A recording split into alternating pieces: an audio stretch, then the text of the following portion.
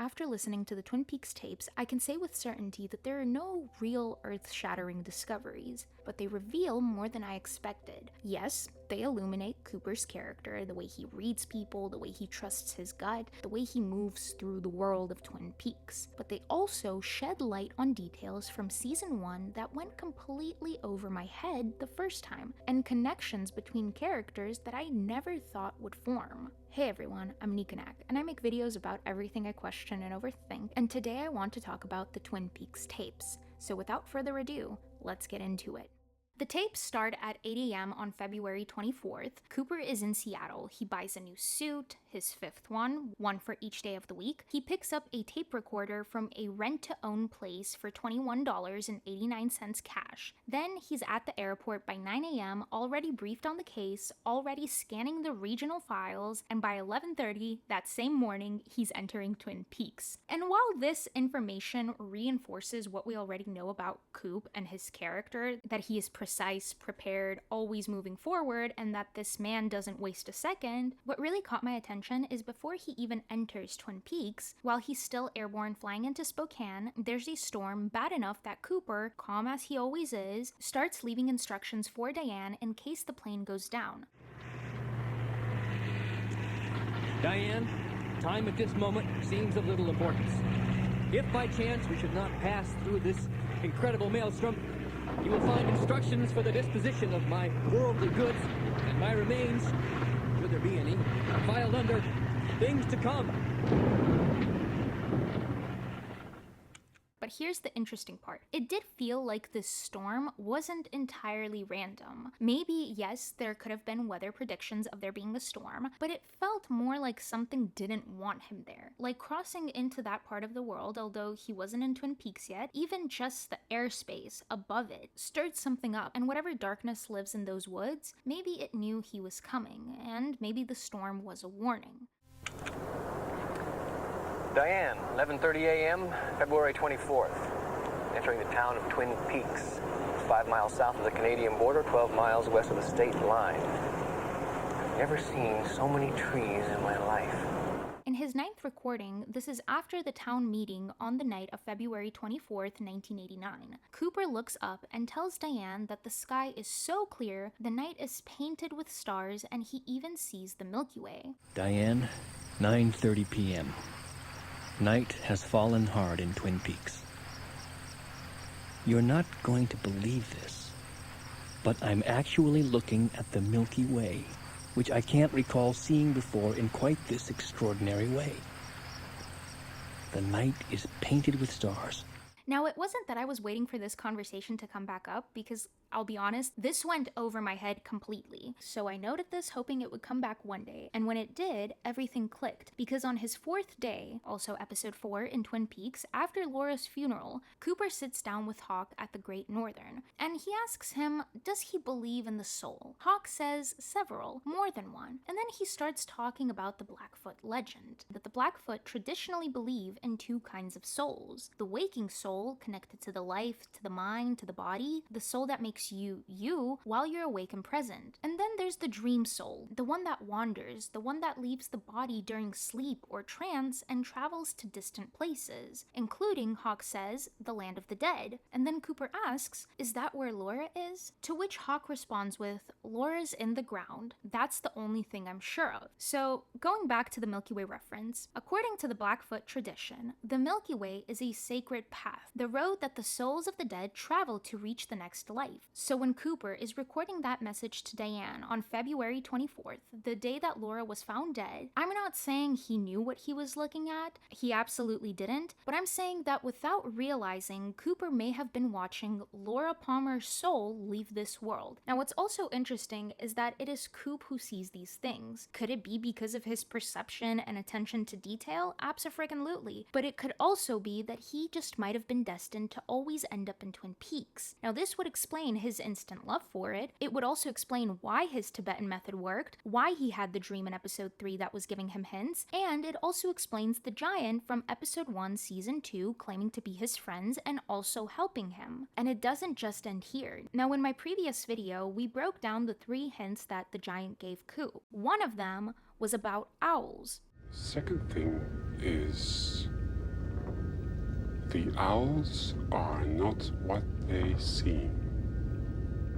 And this is where the owls finally started to make sense to me, because I've been hearing this since season 1 that the owls are not what they seem, and for some time I just kind of accepted it as atmosphere, spooky woods, spooky owls. But as I was Google searching the Blackfoot legend, I learned that their worldview is animist, meaning they believe in nature spirits, in animals and natural features carrying real spiritual weight. And owls specifically, well, they're seen as messengers of death or spirits of the departed. Their calls are interpreted as the cries of lost souls searching for the afterlife. They are also viewed as figures who bridge the gap between the living and the spirit world, embodying the mysteries of the night and serving as a reminder of death. So once I knew this information, everything started connecting. Cooper hears them in the cemetery right after Laura's funeral, and we learn this through the recordings. Then in episode 6, when Coop and the gang visit Margaret, aka the log lady, she tells them that the owls won't see them inside her house. When Donna and James are searching for Laura's necklace, and then the giant tells Cooper directly. Now my only question is, whose spirit is it? Could that be Laura? Or maybe even Bob?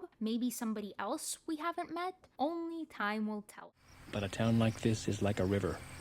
Lots of hidden currents and eddies, concealing their own secrets. I haven't even broken the surface yet. Now before he even gets a room at the Great Northern, this is what he records to Diane. Sounds like the kind of place where when you lie down, you won't forget to dream. And that he does in episode 3. The dream, the red room, the little man, Laura or not Laura. And it makes me wonder, was Coop wandering? And was Laura wandering in her dreams? And based on the belief, well, absolutely, because their dream souls left and went somewhere real, somewhere that held information the waking world hadn't caught up to yet. Events converge. The theory of concentric thinking. There may, in fact, be no such thing as coincidence. There's a recording Cooper makes standing over Laura's body at the morgue just a few hours before her funeral. Diane, in 3 hours, Twin Peaks buries a young girl.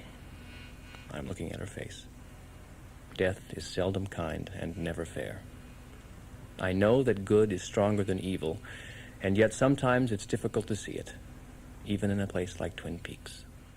Now color me wrong, and feel free to call me out on it, but to me, that's the same fight Laura was having. From the very first entries in her diary, she was caught between something that wanted her and something in her that refused to completely give in. The whole diary is that, this constant, exhausting war of either being good or submitting to the bad. And now here's Cooper standing over her body, essentially saying the same thing out loud without once again knowing it. And I think this is what Twin Peaks is about. At its core, it's about the fundamental fight between darkness and light, and how much harder it is to hold on to the good, how it takes more effort, more intention, and how in a place like Twin Peaks, surrounded by those woods, that fight becomes something that goes way beyond any one person. Now, Cooper also makes a note pretty late in the tapes about Josie Packard. He says Harry isn't just infatuated with her, he's fixated. And he says that there's a mysterious quality about her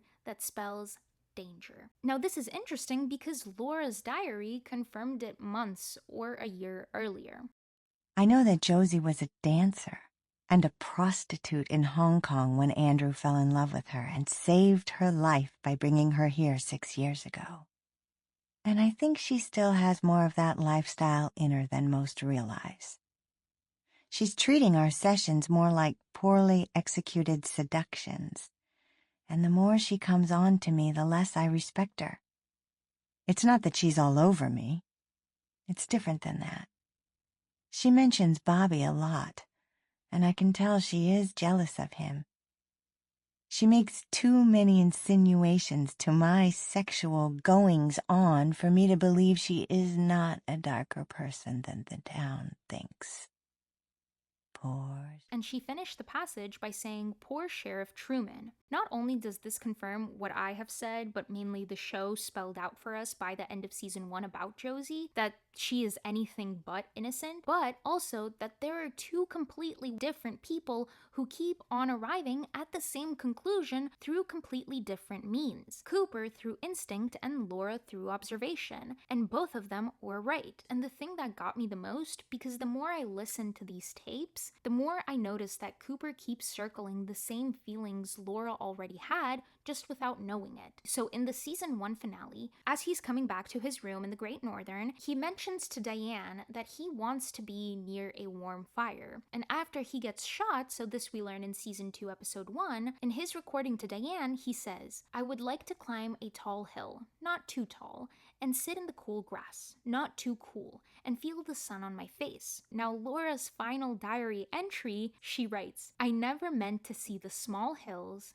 and the fire." Both of them at their most vulnerable. Cooper after being shot, Laura in what would be her final diary entry, reaching for those same images. Hills, be it small or tall, and fire. Now what's interesting is that Cooper wants to see this and do this. He wants to climb a tall hill. He wants to sit beside a fire. But Laura, she writes that she never meant to see it. Like it was something that was shown to her against her will. So it's interesting how the image is the same, but the weight of it is completely different. And also, these are two people who, to my knowledge, never actually met. There's no reason they should be using the same descriptors, and yet here they are. I don't think that's a coincidence. It can't be, right? So all of this just makes me believe that Cooper was called to Twin Peaks. Like the case didn't just land in his lap by coincidence, but that it found him for a reason. But why did that happen? Well, I don't have an answer for that just yet.